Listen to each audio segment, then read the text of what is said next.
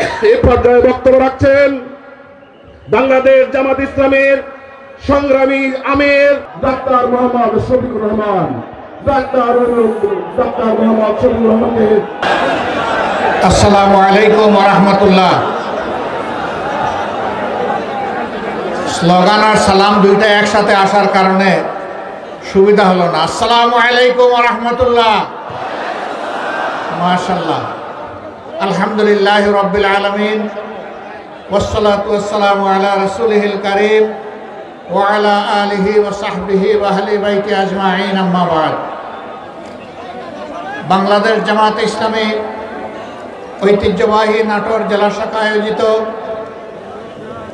NS college মাঠের আজকের এই কর্মী সম্মেলনের সম্মানিত সভাপতি, বাংলাদেশ জামাত ইসলামী নাটোর জেলা শাখার সম্মানিত আমির জনাব অধ্যাপক ডক্টর মীর নুরুল ইসলাম, মঞ্চে বসা বিশেষ অতিথিবৃন্দের মধ্যে রয়েছেন বাংলাদেশ জামাতে ইসলামের অন্যতম সহকারী সেক্রেটারি জেনারেল, নির্বাহী পরিষদের সম্মানিত সদস্য, রাজশাহী বিশ্ববিদ্যালয়ের সিনেট সদস্য জনাব মৌলানা রফিকুল ইসলাম খান।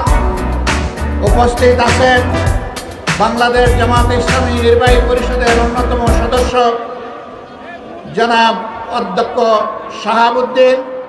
আরও উপস্থিত আছেন নির্বাহী পরিষদের অন্যতম সদস্য জনাব মোবারক হুসাইন, আঞ্চলিক, জেলা এবং স্থানীয় নেতৃবৃন্দ, বন্ধু সংগঠন সমূহের নেতৃবৃন্দ, বৈষম্য বিরোধী ছাত্র আন্দোলনের নেতৃবৃন্দ, শহীদ পরিবারের গর্বিত সদস্যবৃন্দ, আহত পঙ্গু সহকর্মীবৃন্দ, সাংবাদিক বন্ধুগণ এবং আজকের এই বিশাল কর্মী সম্মেলনে উপস্থিত আমার প্রাণপ্রিয় সহকর্মীবৃন্দ, আমি আল্লাহ সুবহানাহু ওয়া তাআলার শুকরিয়া আদায় করছি যে মহান রব দীর্ঘ 17.5 বছর পর এই জাতিকে স্বস্তির নিঃশ্বাস ফেলার সুযোগ দান করেছেন। আলহামদুলিল্লাহ।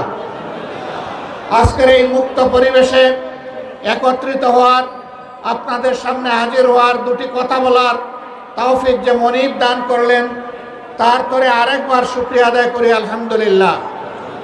বাংলাদেশ আমাদের সকলের প্রিয় জন্মভূমি। সকল মানুষ তার জন্মভূমিকে তার প্রাণের চেয়েও ভালোবাসে, কারণ সংশ্লিষ্ট দেশে আল্লাহ তাআলা তাকে পয়দা করেছেন। বিশ্বনবী মুহাম্মদুর রাসূলুল্লাহ সাল্লাল্লাহু আলাইহি সাল্লাম, মক্কাতেই তার জন্ম হয়েছিল। জীবনে দুবার তিনি বড় কেঁদেছেন। একবার মক্কার লোকেরা যখন রাসূল করিম সাল্লাল্লাহু আলাইহি সাল্লামকে হত্যা করার ফয়সালা চূড়ান্ত করল, আল্লাহ তাআলার নির্দেশে মুহাম্মদুর রাসূলুল্লাহ সাল্লাল্লাহু আলাইহি ওয়াসাল্লাম মক্কা মুকাররমা থেকে মদিনাতুল মুনাওয়ারায় যেদিন হিজরত করছিলেন, এই বন্ধুগণ আপনারা এই দাবি তুললে হবে না। এই যে মিডিয়ার ভাইয়েরা আছে, এটা তাদের পেশাগত দায়িত্ব, এই দায়িত্ব তাদেরকে পালন করতে দিতে হবে। সুতরাং আপনাদেরকে ইন্নাল্লাহা মা'আস সাবিরিনের কাতারে থাকতে হবে। সবর করেন আর চামড়ার চোখ দিয়ে আল্লাহ যতটুকু দেখার তৌফিক দেন আলহামদুলিল্লাহ, বাকিটা দিলের চোখ জাগায় দেন। আমার সম্মানিত বন্ধুগণ, বলছিলাম রাসূল করিম সাল্লাল্লাহু আলাইহি ওয়াসাল্লাম মক্কা মুকাররমা থেকে মদিনাতুল মুনাওয়ারায় হিজরত করছেন। তার উটের দুটি সামনের পা চলে গেছে মদিনার বর্ডারে, পিছনের দুটি পা থেকে গেছে মক্কার বর্ডারে। এই অবস্থায় তিনি উটের লাগাম ধরে উটকে দাঁড় করিয়ে পিছনের দিকে ঘুরলেন। চোখ দিয়ে, দুই চোখ দিয়ে পদ্মা আর যমুনার পানি ঝরতে শুরু করলো। আক্ষেপ করে বললেন, হায় মক্কা, তোমার সন্তানেরা আমাকে থাকতে দিল না। কেঁদে কেঁদে বুক বসাচ্ছেন। সঙ্গী আবু বকর সিদ্দিক রাদিয়াল্লাহু তাআলা আনহু জড়িয়ে ধরে বললেন, হে আল্লাহ রাসূল, বিনয়ের সাথে কাঁদতে শুরু করলেন। তার মাথা নুয়ে গেল, তার থুতনি উটের কুবজের উপর লেগে গেল, দাড়ি সব ভিজে গেল। কেঁদে কেঁদে আল্লাহ শুকরিয়া আদায় করলেন, হে আল্লাহ, এই মাটি থেকেই আমাকে তাড়িয়ে দেওয়া হয়েছিল, আর সম্মানের সাথে নিরাপত্তার সাথে, সেই সাথে দ্বীন ইসলামকে বিজয়ী করে আজকে এই মাটিতে তুমি আমাকে ফিরিয়ে এনেছো। তিনি তো রহমতুল লিল আলামিন, তার অন্তরে তো সমস্ত সৃষ্টির জন্য আল্লাহ তাআলা রহমত ঢেলে দিয়েছিলেন, কিন্তু জন্মস্থান তারও নাড়ি ধরে টান দিয়েছে। এই জন্মস্থানের মায়ায় তারও চোখ দিয়ে পানি টপ টপ করে পড়েছে। আমরা সবাই আমাদের দেশকে ভালোবাসি, এদেশের মানুষকে ভালোবাসি, আল্লাহর সৃষ্টি এই জমিনের উপর যা আছে সব কিছুকে ভালোবাসি। আমাদের দুর্ভাগ্য, স্বাধীনতার 23টি বছর এক এক করে চলে গেল, এ জাতির মানুষেরা এই জমিনের উপরে সৃষ্টিকে ভালোবাসলেও দফায় দফায় ক্ষমতায় যারা এসেছেন, জনগণের আমানতের খেয়ানত তারা করেছে। এই আমানতের মর্যাদা তারা রক্ষা করেননি। সেবকের কথা বলে ক্ষমতায় এসে তারা মালিক হয়ে বসেছিলেন। কম বেশি সবাই এই জাতিকে কষ্ট দিয়েছেন, জুলুম করেছে। সবচাইতে বেশি কষ্ট দিয়েছে গত 15.5 বছরের ফ্যাসিস্ট সরকার। তারা সবার গায়ে হাত দিয়েছে। আমাদের সেনাবাহিনী দিয়ে শুরু করেছে, আর আমাদের বুকের সন্তান যুবক যুবতীদেরকে দিয়ে শেষ করেছে। হ্যাঁ, ক্ষমতায় আসার আগে 2006 সালের 28 অক্টোবর লগি বইটার তাণ্ডব চালিয়ে স্পষ্ট দিবালুকে নিরীহ মানুষগুলাকে হত্যা করে, ইমানদার মানুষগুলাকে হত্যা করে তাদের নিথর দেহের উপর দাঁড়িয়ে তারা নেচেছিল। তাদের রুচি কত নিম্ন পর্যায়ের এখান থেকে অনুমান করা যায়। এরপরে ক্ষমতায় আসার পর একটার পর একটা হত্যাকাণ্ড তারা সংগঠিত করেছে। সর্বশেষ 2024 সালের 5 আগস্ট যেদিন তারা ক্ষমতা ছেড়ে দিশাহারা হয়ে পালালো, সেই দিন পর্যন্ত তারা গণহত্যা চালিয়ে হাজার হাজার মানুষকে খুন করেছে। 34,000-এর উপর মানুষকে তারা পঙ্গু করেছে। 500-র উপর আমাদের কলিজার টুকরা সন্তানের 2 চোখ হারিয়ে গেছে, তারা অন্ধ হয়ে গেছে। এই দুনিয়ার সৌন্দর্য আর তারা কখনো দেখবে না। 750-এর উপর 1 চোখ হারিয়ে বাকি চোখটি নিয়ে তারা ঝুঁকিতে আছে। 34,000 মানুষ তারা জীবনের তরে পঙ্গু হয়ে গেছে। 300-র মতো মানুষ মেরুদণ্ডে বুলেটের আঘাতে জর্জরিত হয়ে প্যারালাইজ হয়ে বিছনায় পড়ে আছে। জীবনে হার উঠে বসতে পারবে না, দাঁড়াতে পারবে না, নিজের হাতে নিজের কাজ করতে পারবে না, এমনকি আল্লাহর দেওয়া রিজেকও নিজ হাতে তুলে খেতে পারবে না। এখনো ওরা হাসপাতালের বেডে কাতরায়। এরা এত নিষ্ঠুর ছিলেন, এত নির্মম। নিজের দেশের জনগণের ট্যাক্সের টাকায় কিনা অস্ত্র জনগণের বুকে এরা ফেলেছে। আমাদের প্রিয় সন্তান আবু সাইদ গভীর আস্থা নিয়ে, আত্মপ্রত্যয় নিয়ে, এই ধারণা নিয়ে সে বুক পেতে দিয়েছিল যে না, আমার দেশের মানুষ আমাকে খুন করবে না। 2 ডানা মেলে বলেছিল, বুকের ভিতরে তুমুল ঝড়, বুক পেতেছি, গুলি কর। 1, 2, 3টা গুলি করে তাকে ফেলে দেওয়া হলো। তারপরে তার লাশ নিয়ে অনেক নাটক করা। একটা ছেলে সেই কঠিন দিনগুলোতে পানির কেইন হাতে নিয়ে গিয়ে বলতো, পানি লাগবে ভাই, পানি লাগবে। তাকেও ঘুরি ঘুরে শেষ করে দিল, তাকেও রাখলো। এরকম কম বেশি 200 মানুষকে শেষ করে দেওয়া হচ্ছে। নারায়ণগঞ্জের সাইনবোর্ড এলাকায় হেলিকপ্টার থেকে গুলি করে আমার একটা যুবতী বোন সুমাইয়াকে খুন করা হলো। আল্লাহ তাদের সকলকে শহীদ হিসাবে কবুল করুন। মাত্র 2 মাসের একটা অবুঝ সন্তান দুনিয়া এসে রেখে গেছে। আমি ওই বাচ্চাটাকে দেখতে গিয়েছিলাম, যখন কোলে নিলাম নিজেকে ধরে রাখতে পারলাম না। এ বাচ্চার মুখে যেদিন কথা ফুটবে সেদিন মা বলে আর কাউকে ডাকতে পারবে না। ওই বাচ্চা সেদিন কাকে মা ডাকবে? একজন গরিবের স্ত্রী, ভদ্রলোক, একটা গার্মেন্টস কর্মী, আপনজনরা জিজ্ঞেস করেছিল এই বুঝ বাচ্চাটার কি দোষ, তার বুক থেকে তার মাকে যে কেড়ে নেওয়া হলো, এই বাচ্চাটার ভবিষ্যতে কি হবে? আমি বলেছিলাম এই জাতির কাছে এই বাচ্চাটি হচ্ছে আমানত, আর আমরা বাংলাদেশ জামাত ইসলামের পক্ষ থেকে এই বাচ্চাটার সেই আমানতের দায়িত্ব পালন করতে চাই।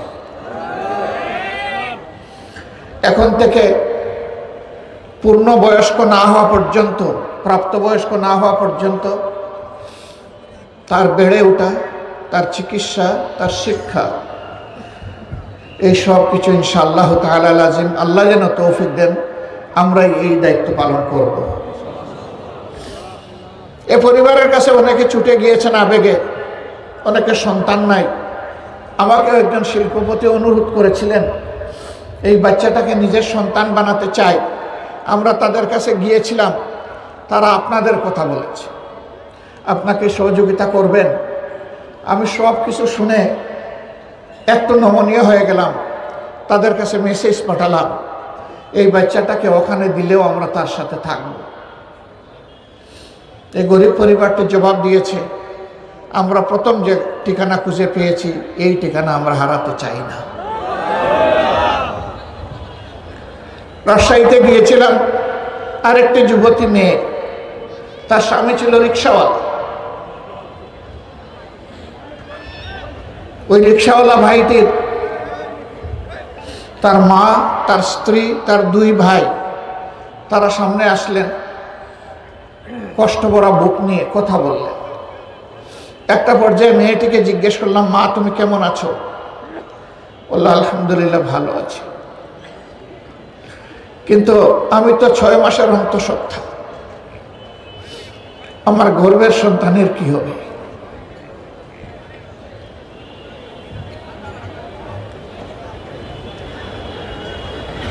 মেয়েটিকে বলেছিলাম তোমাকে মা যখন ডেকেছি তখন গর্ভের সন্তান ওই জাতির সম্পদ এবং আমাদের, এরও দায়িত্ব আল্লাহর উপর ভরসা করে আমরা নিলাম এবং সারা পরিবারের দায়িত্ব নিলাম। আলহামদুলিল্লাহ, এরকম যেখানেই গিয়েছি চেষ্টা করেছি, কিন্তু তাদের আপনজন আমরা ফিরাই দিতে পারবো না। তাদের দুঃখের একটা অংশ যদি আমরা শরীক হতে পারি, এটাই আমাদের সার্থকতা। এত জীবন গেল, এত লোক পঙ্গু হলো কি জন্য? কেন আমাদের সন্তানেরা রাস্তায় বুক পেতে নেমেছিল? তাদের একটাই মৌলিক স্লোগান ছিল, উই ওয়ান্ট জাস্টিস। আমরা সামাজিক ন্যায় বিচার চাই, আমরা বৈষম্য চাই না। আমরা সকল বৈষম্যের বিরুদ্ধে, আমরা চাঁদাবাজির বিরুদ্ধে, আমরা দখলদারির বিরুদ্ধে, আমরা দুর্নীতির বিরুদ্ধে, আমরা ঘুষের বিরুদ্ধে, আমরা দুঃশাসনের বিরুদ্ধে। এই স্লোগান নিয়ে তারা রাস্তায় নেমেছিল। এর আগে দফায় দফায় 15.5 বছর ফ্যাসিবাদের বিরুদ্ধে আমরা আন্দোলন করেছি, কিন্তু এই আন্দোলন 24-এর এই আন্দোলনে যেটা সূচনা হয়েছিল জুলাই 1 তারিখ, আর আল্লাহ তাআলা সমাপ্তি টেনে আমাদেরকে একটা শান্তির সমাজ উপহার দিয়েছেন আগস্টের 5 তারিখ, যেটাকে 36 জুলাই বলা হচ্ছে। এই আন্দোলনে আলহামদুলিল্লাহ 10 মাসের কুলের শিশু থেকে শুরু করে 80-90 বছরের বৃদ্ধ বৃদ্ধা পর্যন্ত শরীক হয়েছে। এখানে কোনো শ্রেণী পেশা বাদ যায়নি, কোনো দল মত ধর্ম বাদ যায়নি, সকল পেশার মানুষ নেমে এসেছে। 10 মাসের সন্তান কোলে নিয়ে মা নেমেছিলেন রাস্তায়। উত্তরা এক সাংবাদিক তাকে প্রশ্ন করেছিলেন, আপনি সাংঘাতিক কাজ করেছেন, এই অবুজ শিশুকে গুলির মুখে নিয়ে আপনি রাস্তায় নেমেছেন কেন? এই মা জবাব দিয়েছিলেন, সন্তান আমার একটা নয়, আজকে বাংলার রাজপথে যে কয়টা যুবক যুবতী নেমেছে সবগুলো আমার সন্তান। ওই সন্তানদের সাথে সংহতি প্রকাশ করার জন্য, একাত্মতা ঘোষণা করার জন্য আমার এই কুলের সন্তান নিয়ে আমি রাস্তায় এসেছি। আবার সাংবাদিক প্রশ্ন করলেন, একটা গুলি এসে আপনার কিংবা আপনার সন্তানের জীবন শেষ করে দিতে পারে, আপনাকে কি আমরা অনুরোধ করতে পারি, আপনার সংহতি প্রকাশ হয়েছে, আপনি চলে যান? তিনি বলেছিলেন, আমার একটা সন্তানও রাস্তা থাকা অবস্থায় আমি রাস্তা ছেড়ে চলে যাব না। যদি আপনাকে খুন করা হয়, আপনার সন্তানকে খুন করা হয়, আমরা দুইজনই শহীদের মিছিলে সামিল হয়ে যাব। কেন? এরা 18 কোটি মানুষের উপর জুলুম করেছিল, এই জন্যে সমস্ত জনগণ এই আন্দোলনে সম্পৃক্ত হয়ে গিয়েছিল। স্বৈরাচার তখন বুঝতে পেরেছিল তাদের রিজেক্ট শেষ। বঙ্গভবনে কিন্তু খাবার রান্না করা ছিল, কিন্তু সেই রান্না কিন্তু মুখে উঠে নাই। কুলিল্লাহুম্মা মালিকাল মুলকি তুতিল মুলকা মান তাশা ওয়া তানজিউল মুলকা মিম্মান তাশা ওয়া তুইজ্জু মান তাশা ওয়া তুযিল্লু মান তাশা বিয়াদিকাল খায়র ইন্নাকা আলা কুল্লি শাইইন কাদির। আল্লাহু আকবার। সেই মহান সত্তা আল্লাহ, যিনি সকল কিছুর উপর ক্ষমতাবান, ক্ষমতা দেওয়ার মালিক, কেড়ে নেওয়ার মালিকও তিনি, ইজ্জত দেন তিনি, আবার বেইজ্জত করেন তিনি। তারা যখন ক্ষমতায় ছিলেন, আহারে এদেশের শ্রেষ্ঠ সন্তান আলিম উলামাকে তারা কত বেইজ্জত করেছে। পায়ে বেড়ি দিয়ে, হাতে হ্যান্ডকাপ দিয়ে জেল থেকে ওই জেলে, জেল থেকে কোর্টে তারা টানাটানি করেছে, তাদেরকে খুন করেছেন, গুম করেছেন। দেশপ্রেমিক বিভিন্ন দলের মানুষকে তারা খুন গুম করেছেন, সাধারণ মানুষকে খুন গুম করেছেন। শেষ পর্যন্ত আমাদের যুবক যুবতী কলিজার টুকরা সন্তানদেরকে হাতুড়ি বাহিনী পাঠিয়ে গুলি চালিয়ে তারা খুন করেছে। আমাদের মেয়েদেরকে তারা ছাড় দেয়নি। তারা আবার ফিরে আসবে। কেউ কেউ বলেন আগামী নির্বাচনে তারা অংশগ্রহণ করতে পারবে কিনা। নির্বাচন কার জন্য? নির্বাচন তাদের জন্য যারা মানুষকে সম্মান করে, নির্বাচন তাদের জন্য যারা দেশবাসীকে ভালোবাসে, নির্বাচন তাদের জন্য যাদের কাছে দেশের প্রতি ইঞ্চি জমি আমানত। এ বিশ্বাস আস্থা যাদের নয়, নির্বাচন তাদের কপালে নয়। এরা তিনটি নির্বাচন অবৈধভাবে ক্ষমতায় থাকার সময় কি তাণ্ডব চালিয়েছে, আমরা কি ভুলে গিয়েছি? যারা নির্বাচনেই বিশ্বাস করে না, তাদের আবার কিসের নির্বাচন? আগামীতে আমরা চাই জরুরি, অতি জরুরি সংস্কারগুলো সাধন করে বর্তমান সরকার একটা সুষ্ঠু নির্বাচন দিয়ে তারা যার যার জায়গায় চলে যায়। এই নির্বাচনে জনগণ যাকে ভালোবাসবে, যার উপরে আস্থা রাখতে পারবে, যাদেরকে দেশের দায়িত্বটা দিলে তারা দেশের মানুষকে সম্মান করবেন, ভালোবাসবেন। দেশের মানুষের আমানত শ্বশুর বাড়ির নিয়ামত মনে করবেন না। প্রতিটি আমানতের পাই পাই হিসাব রাখবেন। চুরি করে দেশের সম্পদ বিদেশে পাচার করবেন না, যেমনটি গত 15.5 বছরে করা হয়েছে। বিভিন্ন সংস্থার হিসাব অনুযায়ী বিদেশে পাচারকৃত অর্থের পরিমাণ হচ্ছে 26 লক্ষ কোটি টাকা, বাংলাদেশের বার্ষিক বাজেটের 5 গুণ। এই টাকা কারা চুরি করেছে? যারা ক্ষমতায় আসার পরে সবাইকে চোর বলতো, তারা কেন চোর বলতো? আমাদের ওইদিকে একটা কথা আছে, চোরের মার বলো বলা। আপনাদের এইদিকে এটা নাই, এই দিকেও আছে। তাহলে চোরের মা যে তার গলাটা বড়ই হয়। সব জায়গায় গরু চুরি হয়, মাঝে মাঝে হয় না? আমাদের ওইদিকে একবার গরু চুরি হয়েছে। তো মালিক খবর পেয়েছে যে নির্দিষ্ট একটা গ্রামের চোররা তার গরু চুরি করে নিয়েছে। ভদ্রলোক অন্যের জমি চাষ করে খান, গরিব মানুষ, কষ্টে সৃষ্টে 2-4টা গরু পুষেন। তিনি খবর পেয়ে ওই চোরের বাড়িতে গেলেন, তার মাকে পায়ে ধরে বললেন, আপনি আমার মায়ের মতো, আমি গরিব মানুষ, এই 2টা বলদের উসিলায় আমার পরিবার চলে, আমি দাঁড় দেনা করে কিছু অল্প জিনিস নিয়ে এসেছি হাত করে, আপনি যদি একটু আপনার সন্তানকে বলে আমার 2টা বলদ দিয়ে দেন। ওই মা বলল, বাবা আজকে তো আমারে মা ডাকতেছে, আমার সন্তানকে যদি হাতে নাতে ধরতা তুমি কি 2টা কিল কম দিতা? হিসাব করে তো সবগুলাই বসাইয়া দিতা ওর, এমনকি অনেক জায়গায় তো পিঠে মেরেই ফেলে। সাবধান, তুমি এমন কথা আমাকে বলো না। এইটাই হইল চুরের মার বড় গলা। যারা এই কাম করেছে, আকাম কুকাম করে, সেটা আমরা দেখছি না। দেশে হোক বিদেশে হোক, যেখানে যার জন্য উপযুক্ত তার চিকিৎসা নিশ্চিত করো। আমরা সরকারের কাছে এরপরের দাবিটি আমরা জানিয়েছি যে আপনারা সংস্কার করে দেরি না করে একটা সুষ্ঠু নির্বাচন দিন। আশা করি তারা সেদিকে যাবে। আমরা এরপরে দাবি দিয়েছি বাজার মূল্য মানুষের নাগালের ভিতরে নিয়ে আসুন। এখনো আওয়ামী সিন্ডিকেট বিভিন্ন জায়গায় বসে আছে, তবে পুরোনো সিন্ডিকেটরা বলে, ভাই আমাদের জমিদারি এখন নতুন জমিদারের হাতে চলে গেছে, এখন আমাদের হাতে আর এটা নাই, আমরা নতুন পুরাতন কোনো সিন্ডিকেট দেখতে চাই না।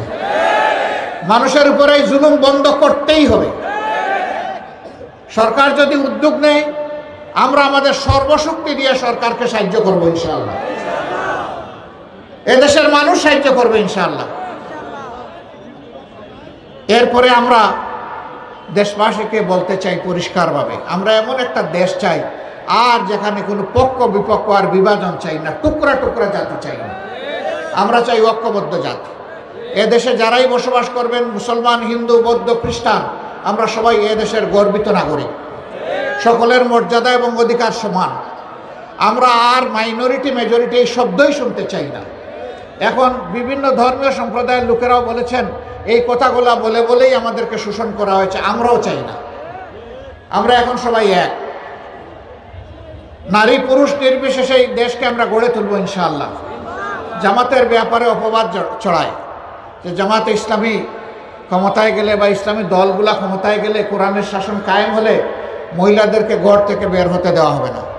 তাদের বক্তব্যের ভাব এমন যে আমরা কমপক্ষে 60,000 গ্রামের জন্য যদি আমরা ধরে নেই যে 2.5-3 কোটি বা 5 কোটি ঘর আছে, তাইলে 5 কোটি তালা আমরা কিনে রেখেছি। যেদিন এই দলগুলা ক্ষমতায় যাবে, পুরুষদেরকে বাইরে এনে মহিলাদেরকে তালা মেরে ঘরে রেখে দেওয়া হবে। হাবভাবটা এইরকম। আমাদের ঘরে মা বোন নাই, আমাদের মা বোনেরা লেখাপড়া করে না, তারা রাষ্ট্রের পেশাগত দায়িত্ব পালন করে না। আলহামদুলিল্লাহ, সেই সমাজেও গর্বের সাথে, নিরাপত্তার সাথে তারা দায়িত্ব পালন করবেন ইনশাআল্লাহ। হ্যাঁ, ঘর থেকে এখন মেয়েরা বের হলে মা বাপের বুক দুরু দুরু কাঁপে। সেই দিন কোনো জালিমের চোখ আমার একটা মেয়ের দিকেও তুলে তাকানোর চেষ্টা করবে না, আমরা আশা করি। রাষ্ট্র তার ওই জালিম চোখ উপড়ে ফেলবে ওই রকম যদি তাকায়। সানা থেকে হাজারা মাউত, আল্লাহ রসুল যে গ্যারান্টি দিয়েছিলেন মহিলাদের জন্য নিরাপত্তার, কোরআনের শাসন যেখানেই কায়েম হবে সেই নিরাপত্তা সেখানেই নিশ্চিত হবে ইনশাআল্লাহ। এই মাটি কোন ধর্মের এটা বড় কথা না, তিনি একজন মা, এটাই তার পরিচয়, এটাই তার গর্বের সাইনবোর্ড, এটাই তার পোস্টার। এটা নিয়েই তিনি নিরাপদে সমাজে ঘরে থাকবেন, বাইরে বের হবেন, কর্মস্থলে দায়িত্ব পালন করবেন। আমরা আমাদের সন্তানদেরকে যে শিক্ষা দেব, এই শিক্ষা এমন শিক্ষা হবে না যে এই শিক্ষা শেষে এক টুকরা বেহুদা কাগজ নিয়ে বের হয়ে আজকে এই অফিস, কালকে ওই অফিস, আজকে খালুর দরবারে, কালকে মামার দরবারে ঘোরাঘুরি করবে, একটা কাঙ্ক্ষিত চাকরি তার কপালে জুটবে না, এমন শিক্ষা আমরা চাই না। সেই শিক্ষা হাতে নিয়ে তারা বের হবে, যেই শিক্ষায় থাকবে মমত্ববোধ, দেশাত্মবোধ, মানুষের প্রতি প্রেম, ভালোবাসা, শ্রদ্ধা, যেই শিক্ষা মানুষকে মানুষ হতে শিখাবে এবং দুনিয়ার উন্নত বিজ্ঞান, প্রযুক্তি, হিকমা তার হৃদয়ের গভীরে স্থান পাবে। সেই উন্নত শিক্ষা হাতে নিয়ে বের হওয়ার আগেই তার হাতে কাজ, উপযুক্ত কাজ পৌঁছে যাবে ইনশাআল্লাহ। আমরা যুবকদের হাতকে দেশ গড়ার কারিগরের হাতে পরিণত করব ইনশাআল্লাহ। সেই দিনের অপেক্ষায় আমরা আছি। প্রিয় দেশবাসী, এই দায়িত্ব পালন করার জন্য বাংলাদেশ জামাতে ইসলামের কর্মীরা আজকে আপনাদের পাশে দাঁড়িয়ে প্রস্তুত। আমাদের লক্ষ লক্ষ কর্মী আজকে আওয়াজ তুলে বলছে, জীবন দেব কিন্তু দেশের স্বাধীনতা সার্বভৌমত্ব কোথাও বিক্রি হতে আর দেব না। আমরা বিদেশে বন্ধু চাই, কোনো প্রভু চাই না। আমরা সমমর্যাদার ভিত্তিতে সকলের সাথে বৈদেশিক সম্পর্ক রক্ষা করব। কারো লাল চোখের দিকে আর আমরা তাকাবো না, এবং আমাদের দিকে কেউ লাল চোখ তুলে তাকাক সেটাও আমরা বরদাস্ত করব না। আমরা পিণ্ডির হাত থেকে মুক্ত হয়েছি অন্য কোনো জায়গায় বন্দী হওয়ার জন্য নয়, বরঞ্চ সত্যিকারের একটা স্বাধীন দেশের নাগরিক হওয়ার জন্য। বাংলাদেশ জামাতে ইসলামী সেই বৈষম্যহীন মানবিক সাম্যের বাংলাদেশ গড়তে চায়। এটাকে আপনারা সবাই চান? বুঝে শুনে বলতেছেন চান? মনে রাখবেন, এটা এমনি এমনি আসবে না। তার জন্য আরো অনেক লড়াই করতে হবে। এই জন্য আমাদের সন্তানেরা যথার্থ স্লোগান দিচ্ছে, আবু সাইদ মুক্ত, শেষ হয়নি যুদ্ধ। মুগ্ধ এবং আবু সাইদের রক্তকে স্মরণ করে, জীবনকে স্মরণ করে, শাহাদতকে স্মরণ করে তারা যে স্লোগান দিচ্ছে, এটাই যথার্থ স্লোগান। ইনশাআল্লাহ আমাদের এই স্লোগান সেদিনই মুক্তি পাবে, বন্ধ হবে, যেদিন বাংলাদেশের বুকে ওনাবিল ইনসাফ, ন্যায় বিচার কায়েম হবে। আমরা সেই দিনটির জন্য প্রস্তুতি নিচ্ছি। এই লড়াইয়ে আমরা আপনাদেরকে কয়েকটা জিনিসের জন্য আবদার জানাবো আপনাদের মাধ্যমে সারা দেশবাসীকে। এই কাজ যদি আপনাদের পছন্দ হয়, ভালো লাগে, ভালোবাসেন, এমন একটি বাংলাদেশ যদি চান, তাহলে আপনাদের ভালোবাসা আমরা চাই। আমরা আপনাদের দোয়া চাই, আপনাদের পরামর্শ চাই, আপনাদের কাছ থেকে ইতিবাচক সমালোচনাও চাই, এবং এই কাজে আমরা আপনাদেরকে পাশে চাই, এই কাজে আপনাদেরকে আমরা সাথে চাই। আমরা আবারও বলছি, আমরা বিভেদ নয়, ঐক্য চাই। আমরা ঐক্যবদ্ধ একটা জাতি নিয়ে সামনে আগাতে চাই। ইনশাআল্লাহ আগামী দিনে বাংলাদেশ জাতি বিশ্বের দরবারে মাথা উঁচু করে দাঁড়াবে ইনশাআল্লাহ, এবং কোনো ষড়যন্ত্র বাংলাদেশে বাস্তবায়ন হতে দেওয়া হবে না। আজকে জুমার দিন, আমরা সকলেই মসজিদে যাব, এই জন্য আমি কথা আর লম্বা করছি না। আপনারা কষ্ট করে আমাদের কথা শোনার জন্য সকলে এখানে সমবেত হয়েছেন। এর কোনো জাযা আমাদের হাতে নেই। মহান রবের দরবারে দোয়া করি, আল্লাহ আপনাদেরকে অফুরন্ত জাযা দান করুন। আল্লাহ তাআলা এই নাটোরবাসীর উপর রহম করুন। আপনাদের নেতা দায়িত্বশীল বলেছেন, গুরুত্বপূর্ণ একটি জেলা হওয়া সত্ত্বেও এখানে মেডিকেল কলেজ নাই। আমি মনে করি এখানে বোধহয় কোনো ইঞ্জিনিয়ারিং ইউনিভার্সিটিও নাই, এইখানে কোনো পাবলিক ইউনিভার্সিটি নাই, এখানে কোনো ইঞ্জিনিয়ারিং কলেজ নাই, মেডিকেল কলেজ নাই। আগেই বলেছেন, কেন নাটোর জেলা কি কোনো অপরাধ করেছে? বহু জেলায় একাধিক প্রতিষ্ঠান থাকলে নাটোর জেলায় এর একটাও কি পাওয়ার কোনো অধিকার রাখে না? আমরা বর্তমান সরকারের কাছে বলতে চাই যে আপনারা কমপক্ষে একটা দিয়ে শুভ সূচনা করেন। অগ্রাধিকার ব্যাপারে কমপক্ষে একটা দিন, একটা দিয়ে সূচনা হোক। পর্যায়ক্রমে সকল জায়গায় যেন সুষম উন্নয়ন হয়, এবং উন্নয়নের সুফল যেন সকল এলাকা সমানভাবে পায়। নাটোর যেন আর বঞ্চিত না থাকে। আমরা কথা দিচ্ছি, আল্লাহ যদি এই দেশবাসীর দায়িত্ব আমাদের হাতে দেন, ইনশাল্লাহ আপনাদের আর কোনো দাবি তুলতে হবে না। দাবি তো আমি আপনাদের পক্ষে তুলে গেলাম। এটা আমাদের দায়িত্ব হবে আপনাদের এই অধিকার আপনাদের হাতে তুলে দেওয়া। আর যদি অন্য কারো হাতে দেশের দায়িত্ব যায় এবং দেখি যে এই দাবি বাস্তবায়ন হয়নি, তাহলে আপনারা যে আওয়াজ তুলবেন, সেই আওয়াজের হাতে, আপনাদের হাতের হাতে আমাদেরও হাত উঠবে, আওয়াজও চলবে ইনশাআল্লাহ। আমরা আপনাদের সাথে থেকে অধিকার আদায়ের জন্য লড়াইয়ে অংশগ্রহণ করবো ইনশাআল্লাহ। আল্লাহ আপনাদের সকলকে কল্যাণ দান করুন, আপনাদেরকে সুস্বাস্থ্য দান করুন। নাটোরবাসীর উপর আল্লাহ তাআলা রহম করুন, দেশের উপর আল্লাহ শান্তির ফয়সালা নাজিল করুন। আল্লাহ হাফিজ। বাংলাদেশ জিন্দাবাদ। বাংলাদেশ জামাতে ইসলামী জিন্দাবাদ। আসসালামু আলাইকুম ওয়া রাহমাতুল্লাহ।